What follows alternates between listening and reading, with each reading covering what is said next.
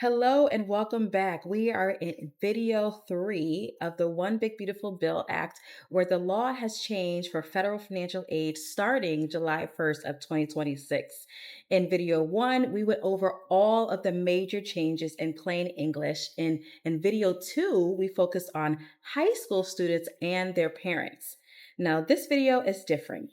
This video is for students who are currently in schools. If that is you, you want to pay attention to this video because the law changes drastically for you and it is more urgent. So the decisions that you make right now can cost you a lot in the future. Let's do it. If you are a current college student and you have federal student loans, there is a decision in front of you that most students don't even know exists. And getting it wrong could cost you access to repayment protections that you currently have. So here's the situation. Under the One Big Beautiful Bill Act, the law has changed loan limits and repayment options.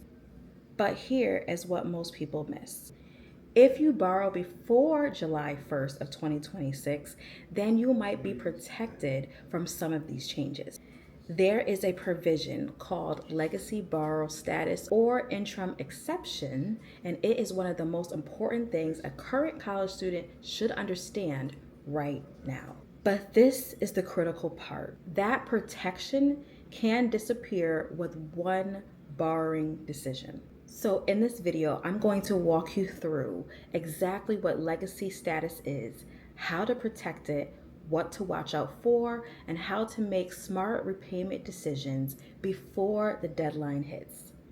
Let's do it. Let's define this legacy borrower status or interim exception more clearly so that you know if you are actually eligible or not. If you took out a federal student loan before July 1st of 2026, you may qualify to keep your current loan limits for up to 3 years.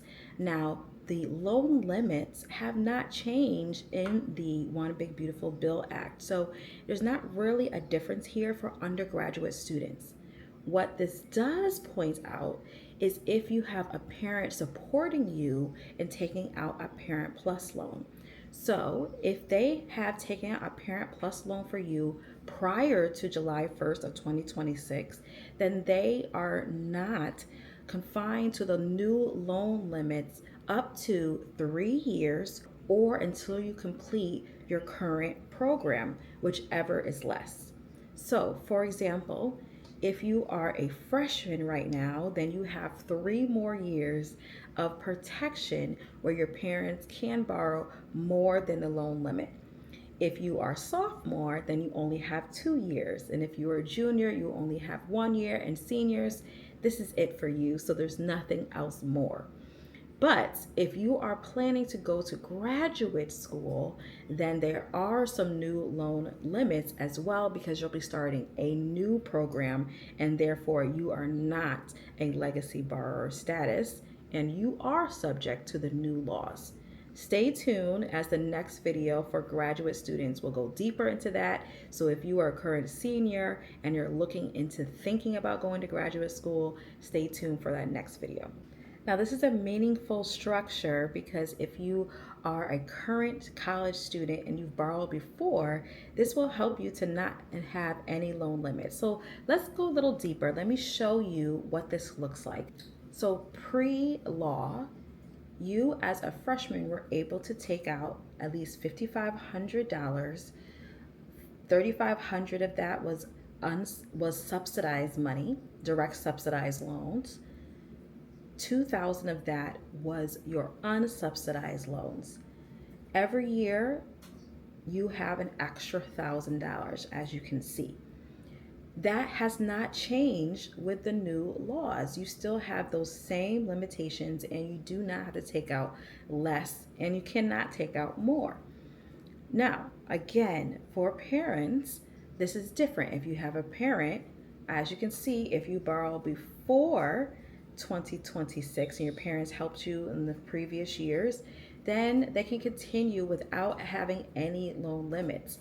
But if they haven't and they are planning to start taking out a student loan and you're still a current student, because you're grandfathered in, they still will not have to have these loan limits until you complete your actual program. This is what grandfather legacy borrower status is all about. So let's get clear about what makes you eligible for a legacy status. You will need to meet all three of these conditions. One, you must have borrowed federal student loans before July 1st of 2026. Two, you must remain continuously enrolled in your current program. So, no transferring of schools or even changing your major can actually subject you to not being protected anymore. So, you want to make sure you talk to your financial aid office before you start making changes to your major or considering transferring schools, just to see if you will remain protected. Number three, you must understand what taking a new federal loan after July 1st means for your repayment protections.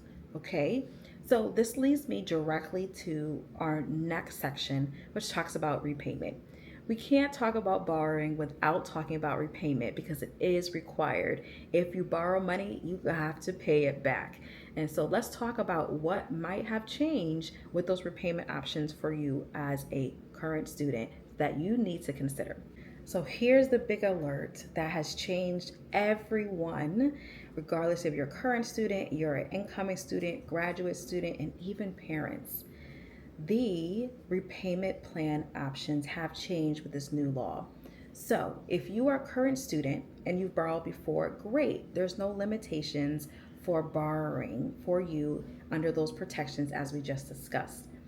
However, if you are planning to borrow after July 1st of 2026, there is a shift, and that is a shift in your repayment options.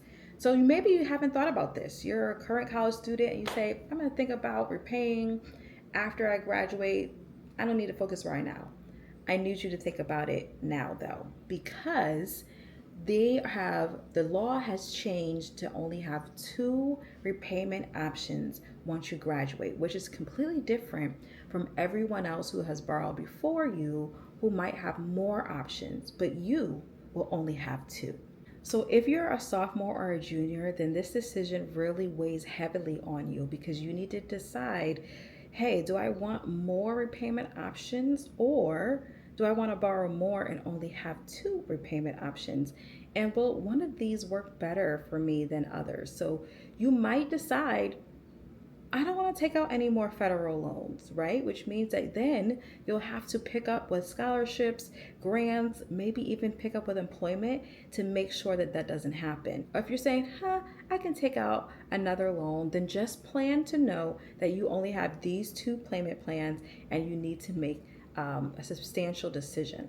Now, before you start to panic and say, oh my gosh, I have to make this decision before I graduate and I have to do all these things, hold on.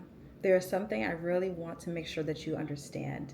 Repayment status means that you are in full repayment, which means you are required to start paying off your student loans. However, every student has a grace period option. Now, grace period is 6 months after you've either graduated, you've withdrawn, or that you have gone under half-time credits of enrollment. If you did any of those three, then your 6 months grace period begins. And this is where you're not obligated to start repayment or to start paying back your loans. However, you want to be careful here as there are some student loans that are still accruing interest. And so you came out of graduation with a certain amount and you say, okay, I'm planning to pay this back once the 6 months is up. But there's going to be some of your loans that are actually still growing because of interest. So you just want to think about that. But just know that you don't have to start repaying your student loans until after the 6 months grace period. So here's a strategy for you to think about. Do I want to start paying for my unsubsidized while I'm still in school and waiting for my subsidized? Or do I want to wait for everything and just be able to calculate everything at once? Something for you to think about. All right, so currently enrolled college students, I hope that I did you justice by at least explaining to you all these rules right now, the new law changes that are impacting you right now starting July 1st of 2026. So here is a short list of all the things that you need to do or to think about right now. One, log into your studentaid.gov this week. Know your total loan balance, your loan types, whether you have subsidized, unsubsidized, and if your parents have borrowed for you. Number two, confirm your legacy borrower status. Again, you want to go to your financial aid office just to confirm with them that yes, these are the guidelines. You are a legacy borrower. Let them know if you're planning to borrow more or if you're not. And then also discuss with them if you're thinking about changing your major or even transferring schools, what impact that can make. Because again, those protections are only if you're in your current program and have borrowed before July 1st of 2026. I need you to get serious about making a future decision about borrowing again. If you borrow again, please note you will only have two repayment options. So you want to really sit down and say, okay, how much am I planning to make once I'm starting my career, right? And then what does that look like between each plan? There is a system on studentaid.gov which allows you to kind of mimic what your student loan payments will be like. So if you want to see that or you want to know a little bit about it, go to studentaid.gov loan simulator to help you kind of map out what that might possibly look like for you. If graduation was in the next year, then you want to make note of your 6-month grace period. I'm serious. I want you to put in your calendar, hey, graduation, count 6 months from that. And then I want you to make a note in your calendar that, hey, my grace period is ending and I need to start repaying my student loans. This is important. Your loan servicer will reach out to you 90 days before that and even 45 days before that to let you know that, hey, repayment is coming. But you want to update your information so that way you're not like confused about everything. Okay, you have 6 months, you know repayment is coming, and this will help you to create a plan for when that moment comes so it's not a shock. And lastly, I cannot end this video without letting you know and screaming from the rooftops to apply for scholarships aggressively. This is the year that it is no longer an option. This is the time to apply for free money so that way you'll have less to consider for borrowing. You have less to worry about for debt. You have less to think about for your future in terms of how to repay this thing. Scholarships is the answer. I need you to get serious about it. Contact your financial aid to see any scholarship opportunities for you at your school. Also start reaching out to organizations, community organizations, reaching out and seeing, is there any scholarship list that I can start doing this now? Because the moment is now. You cannot wait, and it is that serious. So, I'm really happy to have joined you today. You can always connect with us and stay alert about all the new things happening at Pay for College through all of our social media. And you can also sign up for our mailing list where we will also let you know about any new resources and any more classes or information that can help you. You are not in this alone. I look forward to counting you as a future debt-free scholar. See you later.